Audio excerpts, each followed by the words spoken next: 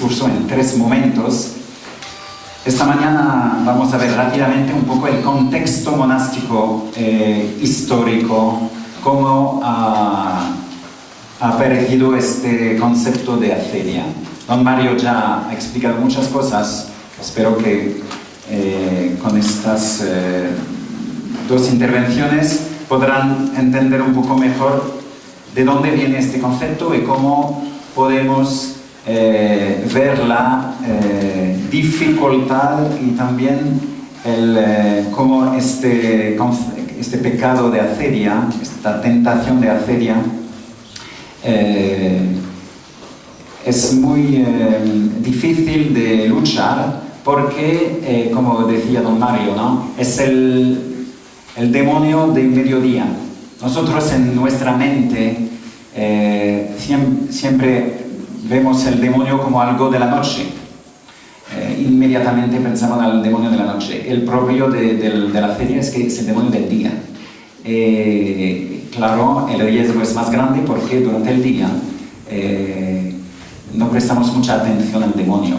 El demonio del exceso de luz, porque es del mediodía cuando el sol está al cenit, ¿no? El contexto monasterio del desierto, primera cosa. Sabéis que en 313, con el edicto de Milán, ¿no? Las persecuciones oficialmente terminan en el imperio. Nace un movimiento espontáneo de marcha hasta el desierto. Tantos laicos, tantos cristianos dejan su casa y van a vivir en el desierto. ¿Por qué el desierto? Porque en la Biblia, en la Sacra Escritura, lo sabéis bien, al menos 2 sentidos aparecen del desierto. Primero es la intimidad con el Señor. Pensamos en el profeta Oseas, ¿no? En el capítulo 2 al menos. Y también, a la vez, es el lugar de la lucha espiritual. Pensamos al pueblo de Israel, ¿no? Durante su larga marcha en el desierto, o pensamos también a Jesús luchando contra las tentaciones del demonio durante 40 días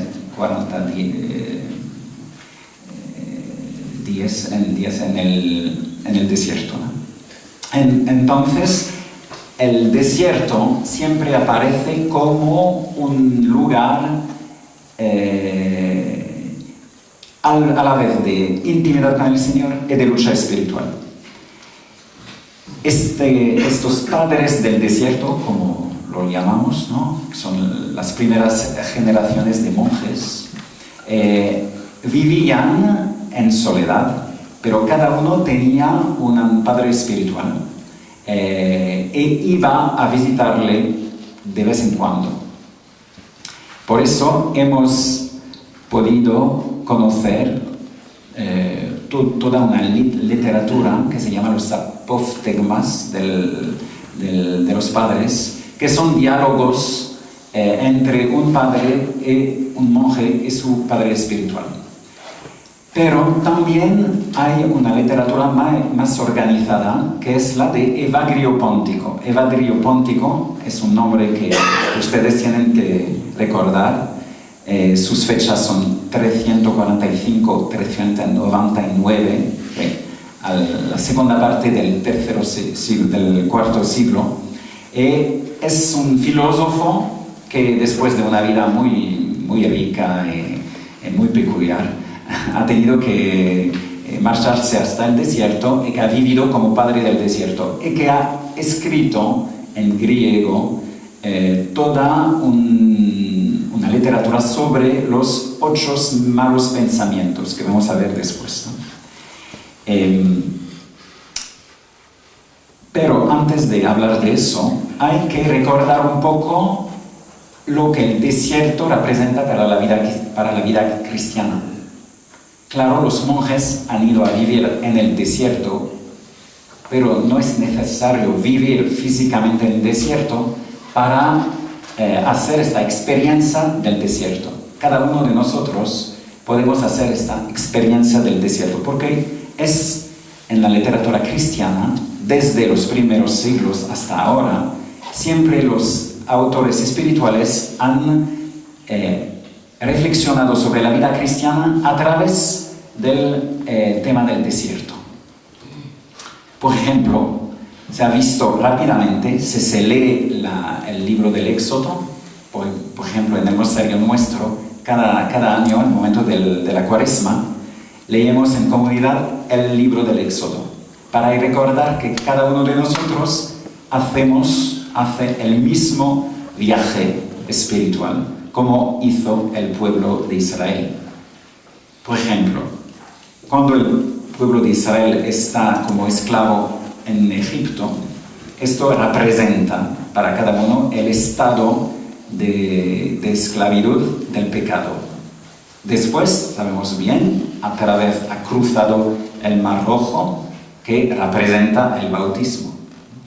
Dentro del Mar Rojo, los egipcianos, ¿no?, han muerto, que representa el diablo, el demonio, que está dentro del agua del bautismo, muere también, y para empezar después toda una vida cristiana, que es el viaje a través del desierto, que representa nuestra vida, donde hacemos paso adelante, pasos por atrás, y estamos siempre en el contexto de tentaciones de volver atrás hasta el Egipto, porque preferimos los tomates, la carne, los concombres que la libertad, ¿no? Y también siempre, cada vez que hay una prueba, queremos volver por atrás y no conseguimos tener confianza en Dios, que aparte de eso, varias veces precedentemente nos ha enseñado que siempre nos vas a liberar de las pruebas, ¿no? Al final de nuestra vida, al final de la marcha a través del desierto, el pueblo de Israel tiene que cruzar otro río, el Jordano, que corresponde a la muerte, y luego entra en la tierra prometida, que es el paraíso, la vida eterna. Entonces, todos los autores cristianos, y Evagrio tras los primeros, ha releído toda la historia del pueblo de Israel como nuestra vida propia, como nuestra vida interior. Entonces, cada uno de nosotros somos en la misma condición del pueblo de Israel y tenemos que percorrer todo un camino espiritual donde las tentaciones no van a faltar, pero debemos saber que Dios está con nosotros para ayudar a vencer estas tentaciones. Esto es un poco el contexto donde nació el concepto de acedia. Segundo punto, los otros malos pensamientos. En este contexto nace una teoría que Evagrio Póntico, en uno de sus tratados más conocidos, que se llama el Tratado Práctico, prácticos en griego, distingue entre teoría y práctica. La teoría es la contemplación, la práctica es la ascesis, ¿no? Entonces, el tratado práctico es un tratado de ascesis monástica. En este tratado desarrolla una teoría de los 8 pensamientos malos, que llama en griego logismoi. ¿De dónde viene esta cosa? Viene del libro del Deuteronomio, al capítulo 7, donde podemos leer que el pueblo de Israel, antes de llegar hasta la tierra prometida, tiene que luchar contra 7 pueblos extranjeros paganos. Conocéis esta lista, ¿no? Hititas, girgasitas, cananeos, amorreos, pericitas, heveos y jebuseos, ¿no? Son 7. a los cuales tenemos que añadir Egipto, que es el más peligroso de todos, ¿no? Egipto. Entonces, tenemos que luchar contra 8 enemigos. Estos otros pueblos enemigos simbolizan 8 enemigos interiores que Evagrio le llama pensamientos malos. Sabéis que en el Salmo 136, que al menos en lengua francesa tranquilamente se ha quitado, que nosotros cantemos en latín, pasa mejor el latín, ¿no? Se dice contra Babilonia, ¿no? Se llama Babilonia y se dice, beato que tomará a tus niños, ¿no? Y que los fracasará contra la rocha, mejor así.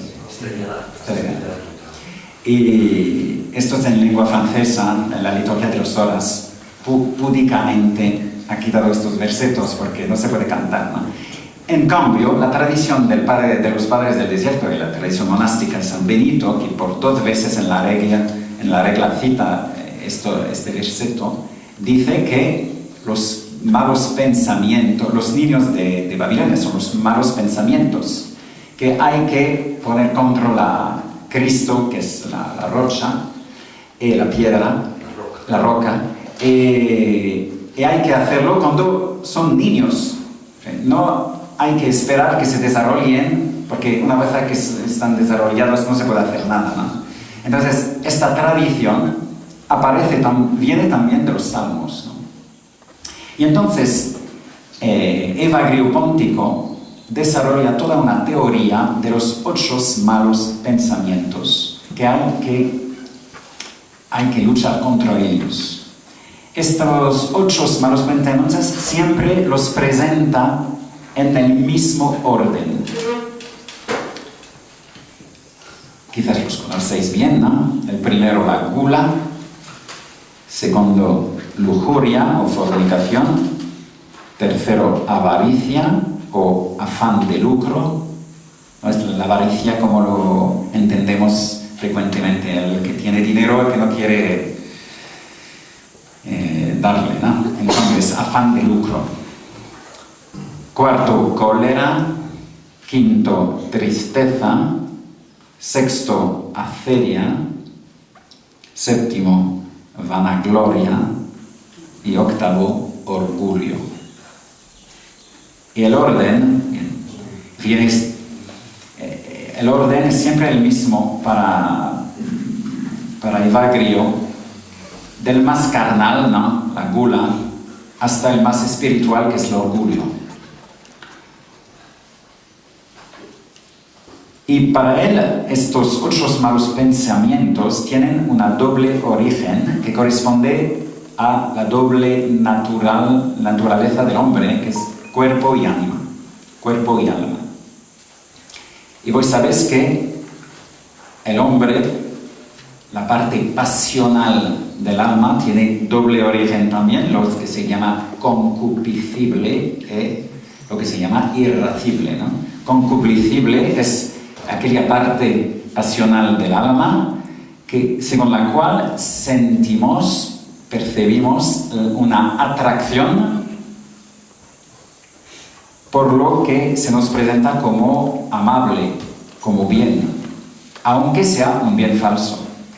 Y la irascible es aquella parte pasional del alma según la cual se percibe una repulsión hasta algo que se nos presenta como un mal, aunque sea un bien. Entonces, cada uno de estos 8 malos pensamientos vienen de uno por otro. Pero la acedia, que es el más complejo de todos los pensamientos, viene de los dos a la vez. Y también toca el cuerpo y el ánima. Entonces, por eso es el más peligroso de todos. Vamos a desarrollar después un poco la acedia. Cada uno de los malos pensamientos es un poco como un eslabón de una cadena. pero la cedia es el último de todos los eslabones de la cadena, ¿no? Porque no es un mal, es un mal permanente, crónico. Pero como vamos a ver, una vez que se ha luchado y que se ha vinto, estamos tranquilos.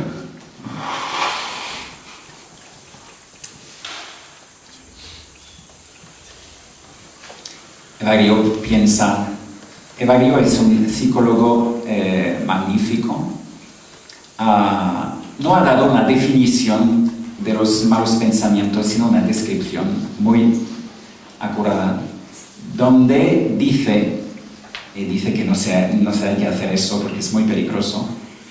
Ha dejado venir la tentación en sí mismo el más lejos posible antes de caer en el pecado para describir lo que pasa, ¿no? Pero dice, es muy peligroso hacer eso, entonces, menos mal, él lo ha hecho para nosotros, entonces somos tranquilos, podemos contar con su descripción.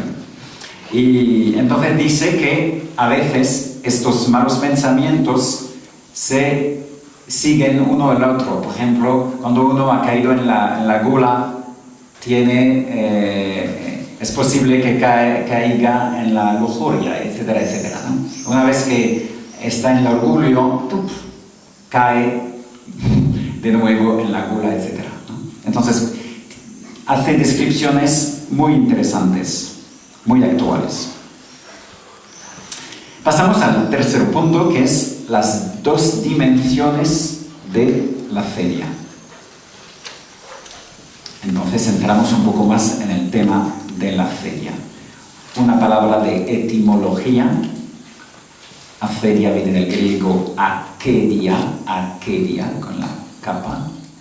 Akedia, que alfa, que es falta de, kedos en griego es el cuidado. Falta de cuidado. Falta de cuidado en el ambiente filosófico de los filósofos de antes. Era falta de cuidado por los muertos, el hecho de no enterrar a los muertos. Y como sabéis, enterrar a los muertos es una cosa propia del hombre. Los animales no lo hacen. Entonces, ya en el origen la cedia es cualquier cosa contra la humanidad, contra la humanización. Es algo que va contra la naturaleza humana. Y en el IV siglo, el mismo Evagrio va a cambiar el significado del término para decir que acedia será falta de cuidado, pero no falta de cuidado por los muertos, sino para la vida espiritual. Falta de cuidado de la vida espiritual.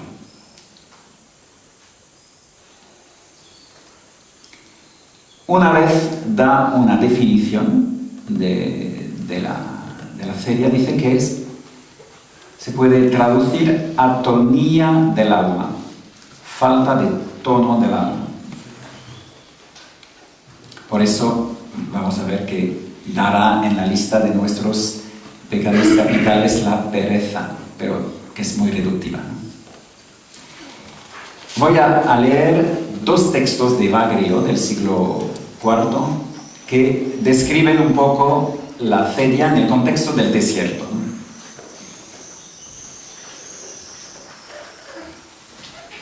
El primero viene del Tratado Prácticos al capítulo 12. El demonio de la cedia, llamado también demonio del mediodía, es de todos los demonios el más gravoso. Ataca al monje hacia la hora cuarta y asedia su alma hasta la hora octava. Quiere decir, de las 10 de la mañana a las 12 a las 2 de la tarde. Entonces, propio estamos dentro. Cuidado. Al principio hace que el sol parezca avanzar lento, incluso inmóvil, y que el día parezca tener 50 horas. A continuación, le apremia a dirigir la vista una y otra vez hacia la ventana y a saltar fuera de la celda a observar cuándo dista el sol de la hora nona, porque era la hora de la comida. Y a mirar aquí y allá por si alguno de los hermanos, 3 puntos, quiere decir, si al menos uno podría venir a distraerle un poco del día, ¿no? Además de esto, le despierta aversión hacia el lugar donde mora, hacia su misma vida y hacia el trabajo manual. Le inculca la idea de que la caridad ha desaparecido entre sus hermanos y no hay quien le consuele. Si a esto se suma que alguien en estos días contristó al monje, también se sirve de esto el demonio para aumentar su aversión. Este demonio le induce entonces al deseo de otros lugares, en los que puede encontrar fácilmente lo que necesita y ejercer un oficio más fácil de realizar y más rentable. Asimismo, le persuade de que agradar al Señor no radica en el lugar. La divinidad, dice en el Evangelio de San Juan, puede ser adorada en todas partes. Es el Evangelio de la Samaritana, ¿no? Es necesario ir a Jerusalén o en el monte para adorar a Cristo. Se puede adorar a Dios en espíritu y verdad, ¿no? Añade a estas cosas también el recuerdo de su familia y del modo de vida anterior, y le representa la larga duración de la vida, poniendo ante sus ojos las fatigas de la ascesis, y como se suele decir, pone todo su ingenio para que el monje abandone su celda y huya del estadio. A este demonio no le sigue inmediatamente ningún otro, una vez concluido el combate, un estado apacible y un gozo inefable suceden al alma. Y otro texto de otro libro que se llama Los 8 espíritus malvados, es más gracioso todavía. Quien padece acedia fija atentamente los ojos en la ventana y su mente sueña con visitas. Si cruje la puerta, se sobresalta. Si oye una voz, se asoma a la ventana y no le abandona hasta que, cansado, se sienta. Quien padece la acedia bosteza mucho cuando lee y fácilmente se duerme. Se frota la cara, estira los brazos y, apartando los ojos del libro, los fija en la pared. Repuesto, vuelve a leer un poco, calcula inútilmente lo que queda por leer, cuando las hojas y calcula los cuadernos, menosprecia la escritura y la falta de una ornamentación. Finalmente, cerrando el libro, apoya en él la cabeza y se echa en sueño, pero no muy profundo, porque el hambre enseguida le despierta y le hace mirar por la vida. Eso es del siglo IV. Esta descripción claramente está un poco contextualizada por el desierto, ¿no? Pero podemos ver que son 2 las dimensiones de la acedia, ¿no? La primera es la dimensión del espacio. El que padece acedia conoce un sentimiento, una impresión de ahogo. Quiere ver otras cosas, otros países, otros lugares. Y entonces, esta cosa de ir a la ventana para ver un poco espacio más, ¿no? Es el lugar del espacio, es el sentimiento de que uno se permanece en este espacio tan pequeño, va a morir, ¿no? Y luego una dimensión de tiempo, que el tiempo no corre, que el día piensa tener 50 horas y que ya el demonio de mediodía, ¿no? Ya ha pasado la mañana, parece que no hemos hecho nada. falta toda la tarde, no vamos a aguantar, ¿no? Entonces es hora de cambiar algo, porque si seguimos así, no podremos aguantar hasta la tarde. Sabéis que el Papa Francisco frecuentemente habla del espacio y del tiempo, diciendo que el tiempo es más importante que el espacio. Porque el espacio lo podéis comprender, es decir, tomar, ¿no? En cambio, el tiempo no se puede. Entonces, los procesos, como dice, son muy importantes porque han que tener en cuenta el tiempo. Vamos a volver más tarde en esta cosa. Y entonces el demonio de mediodía ya puedes intuir que es algo de muy interesante, porque viene, ya ha pasado, como decía, toda la mañana. La mañana vamos a ver por atrás y vamos a ver que no hemos hecho nada, o parece que hemos hecho poco.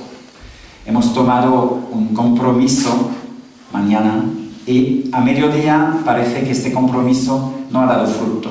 Entonces viene la tentación de dejar el compromiso para hacer otra cosa para la segunda parte del día. Hay un demonio de la mañana que hace muy difícil comprometerse, ¿no? Hay un demonio de la noche que dice que el desánimo total, la desesperación, no hemos hecho nada de nuestra vida. Pero el demonio de mediodía dice, ya ha pasado la mitad del día, es tiempo de cambiar, de hacer otra cosa por la segunda parte. En esto viene el lado muy peligroso de este demonio, que como decía don Mario antes, ¿no? Evagrio lo dice, que el propio de la celia es que no aparece en la mente, el que sufre de la celia no se da cuenta. Una vez que empieza a darse cuenta, ya es algo que podrá luchar contra. La cosa más peligrosa de la celia es que la persona que padece la celia no se da cuenta. Entonces, para entrar un poco más en el tema, vamos a ver 5, es el punto cuarto, 5 manifestaciones sencillas de la celia, y luego veremos 5 remedios sencillos también. Primera manifestación de la celia es una cierta inestabilidad interior, que se puede manifestar por una cierta inestabilidad exterior.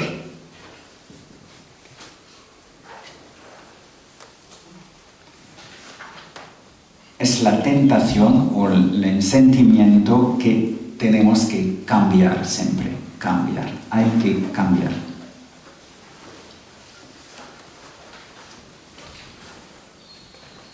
Hay algunos apotegmas de los padres del desierto que hablan de eso. Y que nos dicen que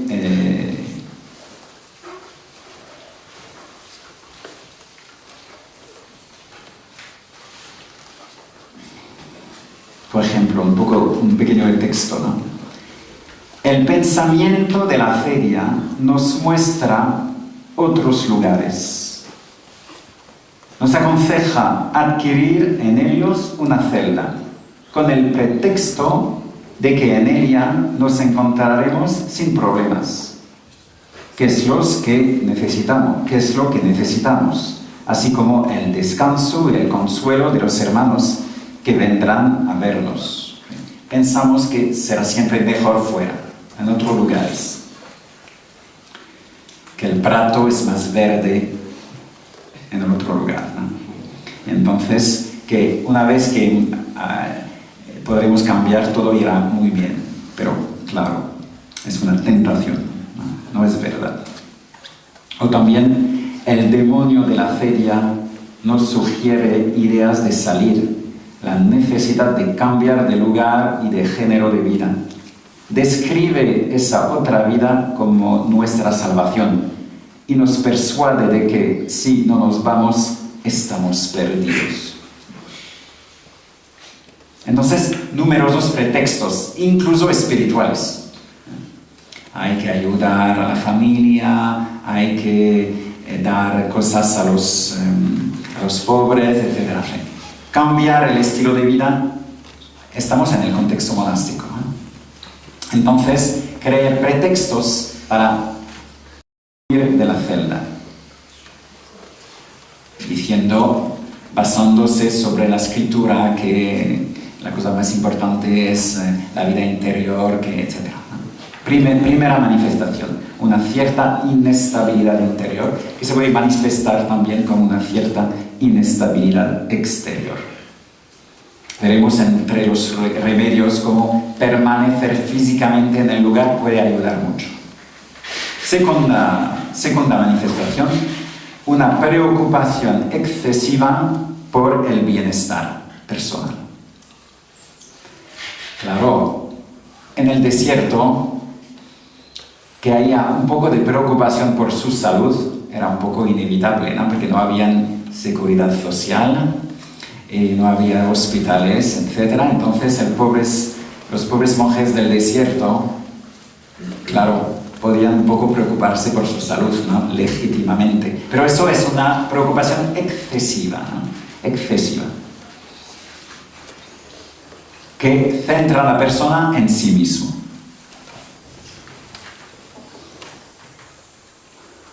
Por ejemplo, el pensamiento de la acedia nos dibuja una larga vejez, la amarga y desconsolada pobreza y las enfermedades que pueden matar al cuerpo.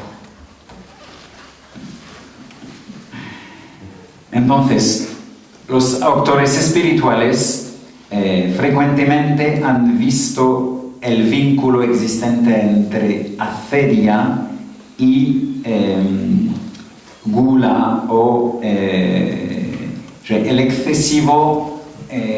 la excesiva tentación de bienestar o del apetito carnal.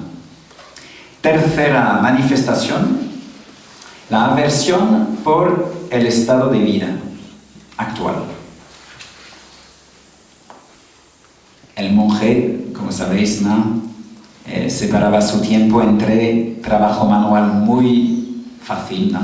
Que podía dejar el espíritu libre para rezar, y oración.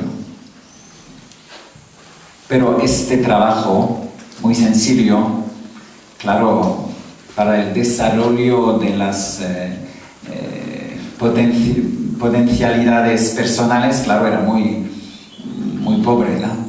Entonces, era un trabajo muy sencillo, pero que a veces podía parecer a los monjes un poco pesado, ¿no? Entonces, el demonio de la acedia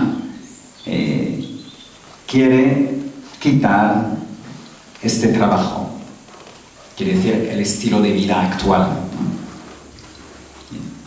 Claro, es difícil, siempre de nuevo en parroquia, de nuevo, etc. Sí, es fácil ver cómo esta cosa de los monjes se puede también ampliar. Cuarta manifestación, la negligencia, el minimalismo. Siempre todo parece demasiado. Nos levantamos pronto en la abadía, quizás podemos levantarnos un poco más tarde, no cambia nada, ¿no? Ayudamos los viernes, quizás un viernes cada mes bastaría, ¿no? Etcétera, etcétera. Siempre todo es demasiado. Entonces viene el riesgo de minimalismo, hacer un poco menos. Pero Evagrio, que es un psicólogo muy fino, dice que también puede ser un maximalismo, que a veces queremos hacer demasiado, y que eso es la misma cosa. Al final los excesos no se reúnen, y entonces una persona que cae en el exceso de trabajo también, o de ascesis, ¿no? Puede caer también al final en una cosa muy peligrosa. Por ejemplo, el demonio de la feria le sugiere a la zeta un retiro absoluto, que es también un pensamiento de orgullo. Le invita a rivalizar con Juan Bautista y con Antonio, el primero de los anacoretas. Y por último, al no soportar ya ese prolongado e inhumano retiro, el monje huye vergonzosamente y abandona el lugar. Entonces el demonio puede decir con orgullo: le he vencido. Enseña muy bien cómo el minimalismo y el maximalismo se reúnen, ¿no? Y quinta manifestación de la feria, el desánimo general.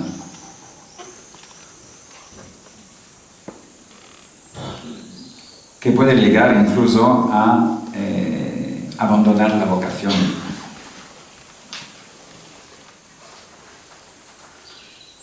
Si el monje se ha visto en la imposibilidad de huir de su penosa situación, puede ocurrir que se suma en una auténtica depresión nerviosa que Evagrio detalla. Por ejemplo, dice eso, ¿no? El alma, debido a los pensamientos de pereza y acedia que han perdurado en ella, se ha vuelto débil y cansada. Se ha desvanecido en su amargura, se ha consumido por su abatimiento, cercano a la desesperación por la violencia de este demonio, que está rabioso y se comporta como un niño con lágrimas apasionadas y quejumbrosas, y no encuentra consuelo en parte alguna.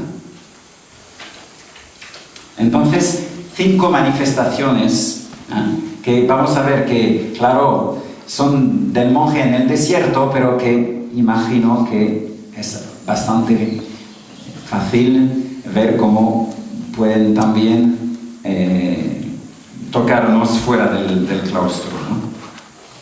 Inestabilidad interior, preocupación excesiva por el bienestar, aversión por su estado de vida concreto actual, negligencia o minimalismo o desánimo general. Una vez que ha dicho eso, propone Evagrio 5 remedios muy sencillos. El primero es las lágrimas. Llorar. ¿Por qué llorar? Porque el que llora manifiesta que necesita a un Salvador, necesita ayuda. A veces se dice que la feria es falta de cuidado por su salvación también, falta de cuidado por su salvación. Entonces, la persona no se interesa su salvación, ¿no? En cambio, llorar es manifestar que necesito a uno que me puede salvar. Y las lágrimas también no son llenas de esperanza. Por ejemplo, un niño que llora cuando tiene hambre, ¿no? Llora, pero sabe perfectamente que su madre va a venir. Entonces, manifiesta su condición de debilidad, pero cree al mismo tiempo, tiene la esperanza que la solución va a venir. Las lágrimas. También las lágrimas son como el agua, que puede cruzar la piedra más dura con el tiempo, ¿no? Entonces las lágrimas es un poco lo que nos permite cambiar nuestro corazón de piedra en corazón de carne.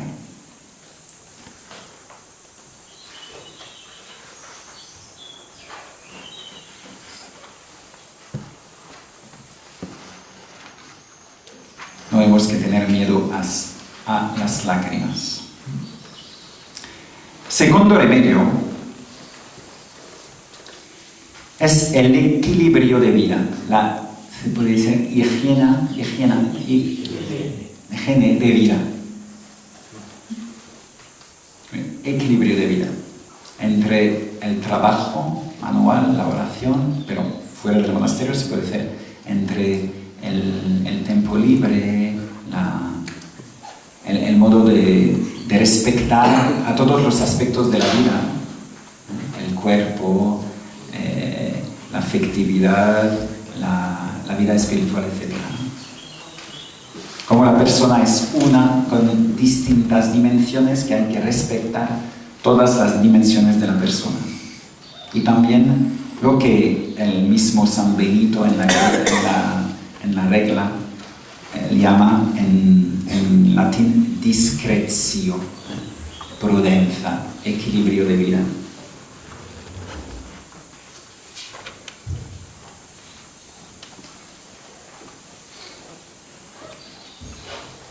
Huir los excesos, ¿no? Minimalismo o maximalismo. Tercero remedio. Los 5 remedios no coinciden a las 5 manifestaciones que he dado recientemente, ¿eh? No corresponden, ¿eh? Son otras cosas. Menos el último remedio que corresponde a la primera manifestación, pero son otras cosas, ¿no? Tercero remedio que propone Evagrio es una cosa un nombre muy raro, pero la cosa es muy simple. Es lo que llama el método antirético. Antirético, es decir, viene del griego antiresis, que significa contradicción.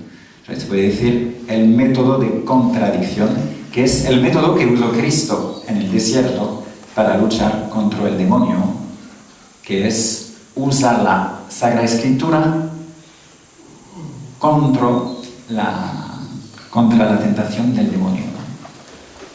Entonces, el mismo Evagrio, ha escrito un libro que se llama El Antiréticos. No existe en francés, quizás existe en español, no sé qué. Él mismo, para cada los 8 malos pensamientos, ha leído toda la Escritura y ha hecho una lista de palabras de la Escritura que se puede usar cuando uno está en una tentación. Es muy, muy interesante, ¿no?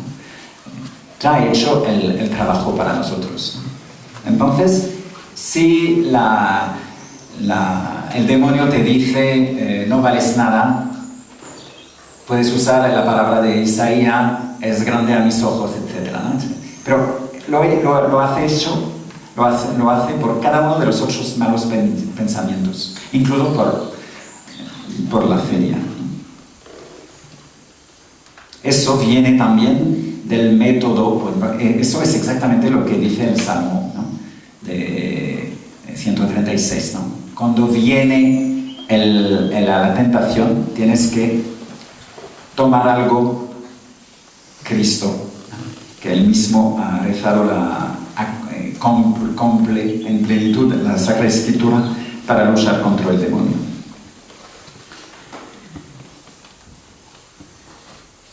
Cuarto remedio, la meditación de la muerte. Sabéis que en los cuadros por ejemplo, de San Jerónimo, se ve siempre un cráneo. Meditar la muerte, ¿no? No es una cosa, es únicamente recordarse dónde vamos, ¿no?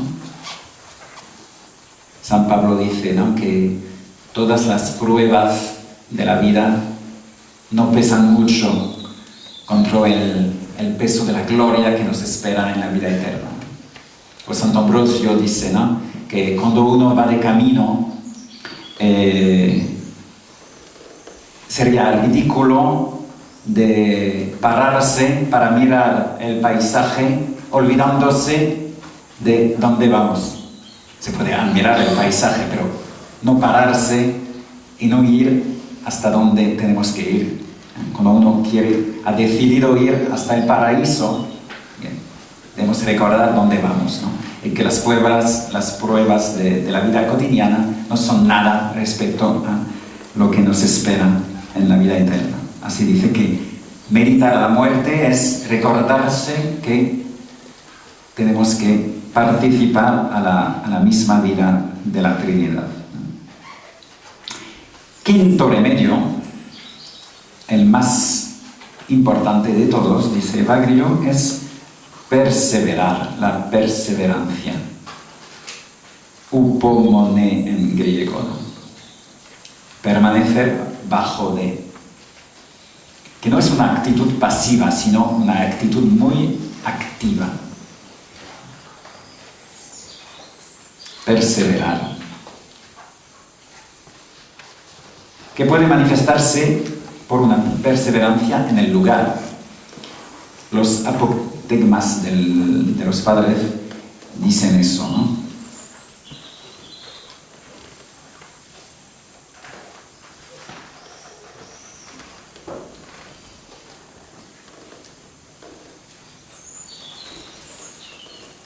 Un hermano dijo a un anciano: mi imaginación vaga de un lado para otro y estoy atribulado. El anciano responde: permanece en tu celda y tus pensamientos volverán a estar en orden. Cuando un asna está atada, su borriquillo se mueve de aquí para allá, pero vuelve siempre donde su madre, donde quiera que esté. Lo mismo ocurre con los pensamientos de aquel que, por amor a Dios, aguanta con paciencia su celda. Pueden vagar un poco, pero de nuevo vuelven a él. Es mejor permanecer en la celda. Y a veces la tentación será ayudar a los demás y los padres decían: no, permanece en su celda. Si tienes que comer, si quieres comer, come. Si quieres dormir, duerme, pero permanece, ¿no? Tú tienes que permanecer en la celda, ¿no? Porque la celda te enseñará todo. Han hecho pruebas, ¿no? Cerrando los ojos a algunos y pidiendo de ir de frente, ¿no? Y se sabe que después de un momento la persona, sin darse cuenta, gira. Entonces, cuando uno no ve nada, no es el momento de quitar la ayuda, la rampa, se dice, ¿no? para salir del túnel. Porque sabemos que si vamos derecho un día, no sabemos cuánto, pero saliremos del túnel. En cambio, si uno deja de tener la rampa, puede permanecer girando toda la vida, ¿no? En la oscuridad. Como veis, son remedios muy sencillos: las lágrimas, el equilibrio de vida, usar la escritura contra las tentaciones del demonio, recordarse dónde vamos, el paraíso, la vida eterna, y perseverar. Estos 5 remedios son remedios espirituales, en el sentido que siempre tocan la relación con Dios. Las lágrimas son lágrimas delante de Dios, ¿no? El equilibrio de vida es tomar en cuenta todos los aspectos de nuestra vida, incluso la vida espiritual. El método antiherético es usar la palabra de Dios. Meditar la muerte es recordar que somos hechos para participar a la vida de Dios. Y perseverar no es un heroísmo voluntarístico, sino es saber que la gracia de Dios siempre nos ayuda a perseverar. Entonces, me parecía que para entrar en el contexto de la feria era interesante recordar un poco este mundo monástico donde apareció la feria. Más adelante vamos a ver, fuera del contexto monástico, un poco como la feria toca la lógica de la encarnación. Ya hemos visto cómo en los filósofos antiguos la falta de cuidado por los muertos era algo ya contra natura humana. Vamos a ver más adelante que la cedia es quizás el peligro más grande de la situación encarnada, ¿no? de la lógica de la encarnación. Entonces, ya podéis ver, pienso, cada uno puede ver que en su situación de vida, incluso fuera del monasterio, estas manifestaciones nos pueden tocar y que los remedios muy sencillos que nos propone Evagrio son a nuestra disposición para empezar un camino que terminará siempre con la alegría. Es muy interesante, como decía don Mario, que el Papa Francisco, pero el Papa Benedicto XVI hacía un poco la misma cosa. Siempre la alegría está presente, ¿no? Hay un libro, al menos en francés, de un teólogo que ha releído todo el pontificado de Benedicto XVI con el ángulo de la alegría. El Papa Benedicto XVI hablaba mucho de la alegría, ¿no? El Papa Francisco también. Dice Evagrio, cuando se ha vencido el pecado de la cedia, viene la alegría, el gozo espiritual, el gaudium, del cual vamos a hablar esta tarde. El gaudium, la alegría espiritual, viene después de la lucha. También la cedia es una ocasión para hacer la experiencia de la verdadera alegría. Entonces espero que podemos también estos días hacer una verdadera experiencia de alegría que nos puede permitir huir de la cedia, ¿no? Falta 20 minutos para salir de la cedia, ¿no? Pues que a las 14 desaparece el demonio. Entonces, ánimo, falta poco.